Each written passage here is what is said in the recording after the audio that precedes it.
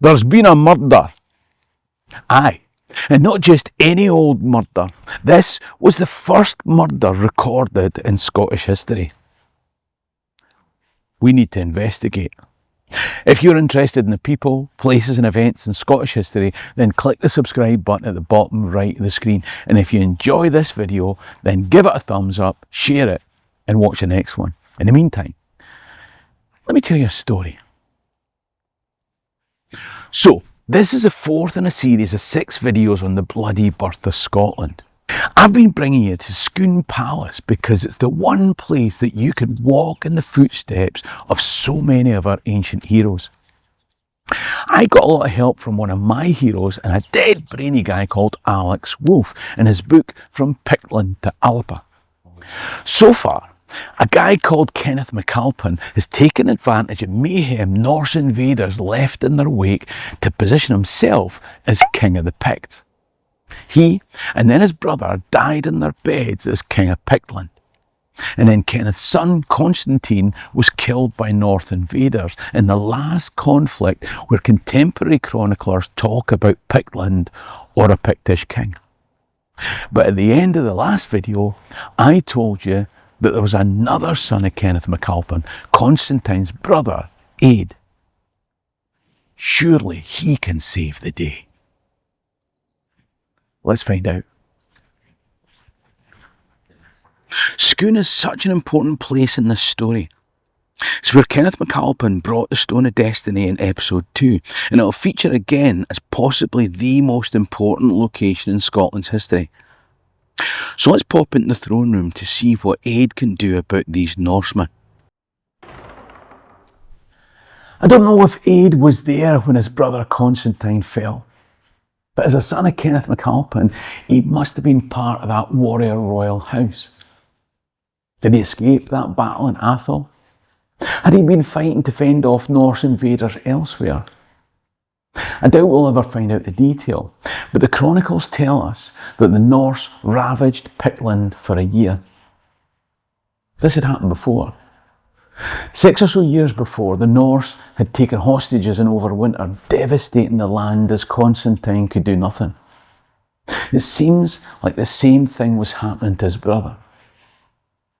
But this time, it was worse. Now we know that this was the end of the Picts, but they didn't know that. I mean, everyone knew these were dangerous times. Certainly too dangerous for Constantine and Aed's sons. As Pictland was being ravaged, Constantine's son Donald and Aed's son, another Constantine, were too young to fight, but far too important to risk. Aed's sister, Melmure, had married the king of Tara in Ireland. Now, just to complicate things, he was also called Aed. More importantly, he was the most powerful king in Ireland, and the court of the kings of Tara, with their auntie, would be a much safer place for these two young Pictish princes. But there was something else that was too valuable to risk. In Dunkeld Abbey were the relics of St Columba. 30 years ago, Aed's dad, Kenneth MacAlpin, had brought Columba's relics from Iona to Dunkeld for safety, but Constantine, last king of the Picts, had been killed just a few miles north of Dunkeld. That was no longer safe. That's how dire things were. So Columba's remains were on the move again. Iona was no longer safe. The Norse occupied the Western Isles. So where? Perthshire was the heartland where the MacAlpins had retrenched. If this was under threat, nowhere was safe. It seems that Columba's shrine and relics moved around before they eventually resurfaced in Ireland, back across the Irish Sea from where Columba had come all those years ago. It must have been a time of desperate chaos. It was a year in Norse occupation before Aed was named king. Were people trying to look for a better candidate? Did they think he wasn't up to it? Who was his competition? Finally, Aed emerged as the embattled king to succeed his dead brother. His brother, who'd been defeated, but collected his forces, prepared them in the 3 years of respite he had before facing down the Norsemen and killing their leader.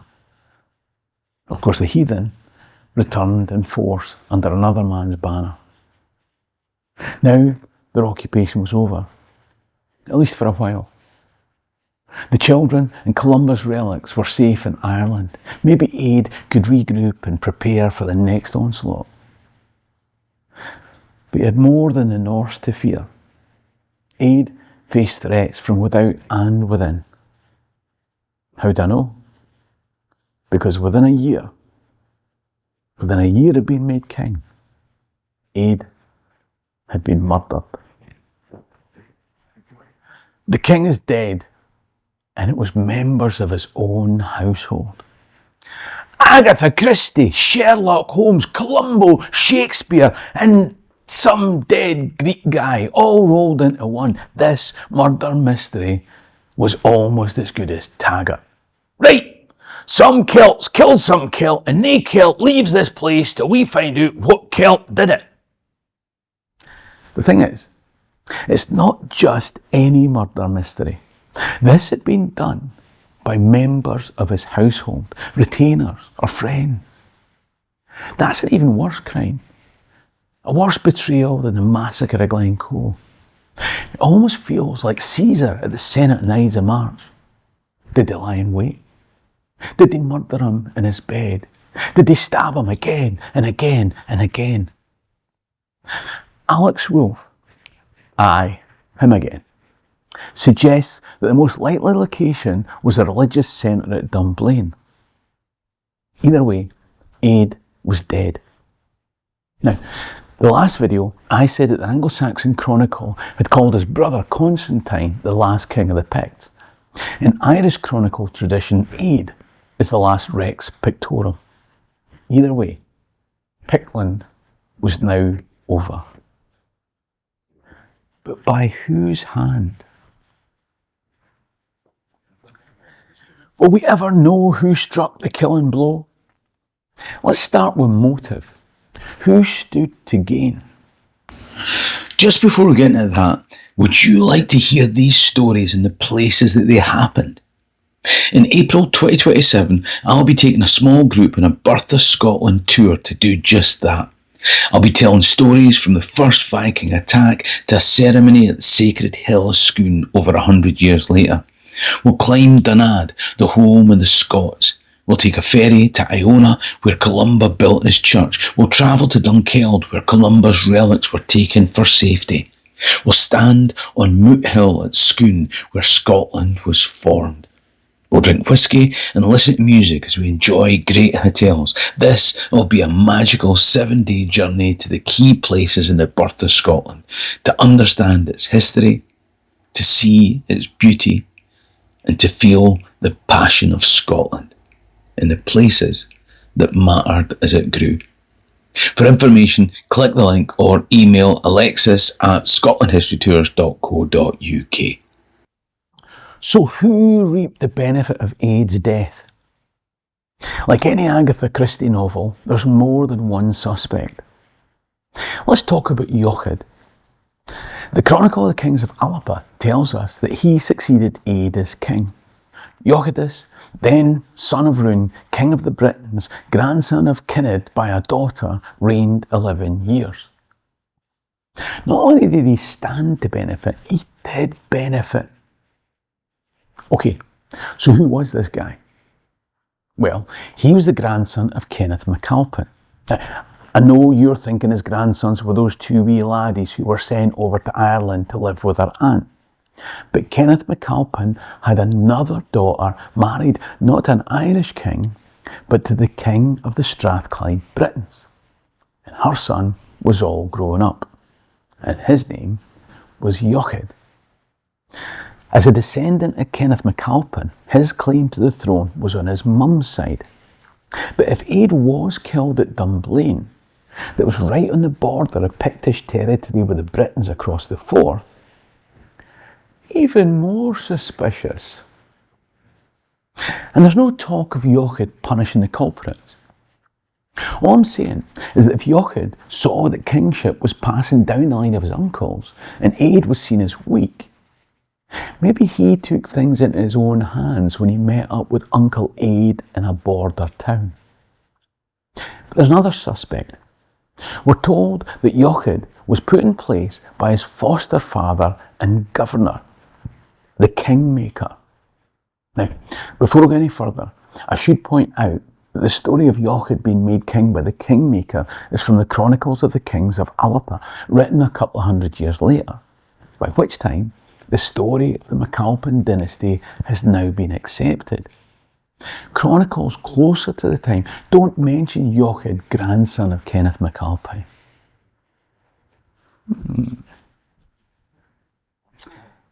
Was history written by the victor and all that?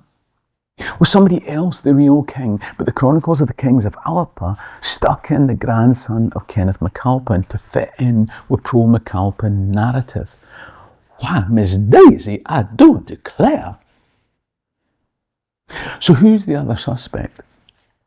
Well, the guy who's mentioned in all the other king lists, chronicles and poems is a guy called Giric, son of Dungal, who's the kingmaker guy. There's a chronicle that says that Giric first gave liberty to the Church of the Scots, which up until that time had laboured under the customs and mores of the Picts. So some records, which get written down in monasteries' mind, tell us that Giric freed the Scottish Church from the customs of the Pictish Church. He did that at the very time we stop hearing about Pictish kings and just when we start talking about Scottish kings, and when a son of Kenneth MacAlpin gets murdered by one of his own. Are you getting this? Even more intriguing is a thing called the Dunkeld Litany. Now, remember, at this time, Dunkeld was the religious centre of this new kingdom that was forming. The Dunkeld Litany was essentially a prayer that seems to have been read in the Abbey at Dunkeld for the souls of the saints and the important folks. It implored God to protect and defend our King Giric and his army from all the intents of his enemies and concede to him victory and long life. So they at the time thought that Giric was king, had an army and was under threat from his enemies. But 300 years later, the guy writing the Chronicles of the Kings of Alba had never heard of the guy and tells us Jochid's king, but nobody else does. And this disputed kingship happens at exactly the time that everyone stops talking about the Picts. Do you see what I'm saying? There's a murder, a discrepancy about who's king, a record that one of the candidates has released the Scots from the shackles of the Pictish Church, and a change from calling the King of Picts to the King of Scots, all at the same time. If this was an episode of Columbo, the lieutenant would never be away from the door of Giric's Beverly Hills mansion. Maybe Giric was a Pict who tried to rule himself by ruling through the MacAlpin on the female side. I don't know. I'm just saying. It feels like this key transition period between Pictland and Alba had something to do with this murder. And Giric and Jochid might have been up to their necks in it together. Why do I say this? Because the conflicting chronicles agree on something. Jochid and Giric both got fingered for Aid's murder. I know what you're thinking. They'd get worse for that if they'd been convicted in the state of Texas. Well, in this brand new nation of Alba, these two culprits both disappeared suddenly and at the same time. And you want to hear a coincidence? Remember those wee boys who were sent to Ireland for safety? Well, 11 years later, they were back. Had the great men of the realm called the young men back? Were they here on their own initiative? Was the murdering usurper expelled by the returning kings? If you want to know what happened next, you're going to have to watch the next video.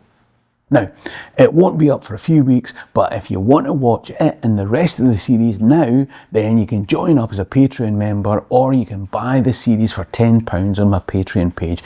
Click the link top right or in the description below. Alternatively, the video will come up for free in around a month's time. Just click the link coming up on screen now. Until then, that link will be a series of videos that I made about the peoples who made Scotland. If you enjoyed this video, then like it, share it, and watch the next one. Support the channel by clicking top right to become a Patreon member, or buy me a coffee in the description below. In the meantime, ha mé an dóchas go mí lamh. Cheerio and Rasta.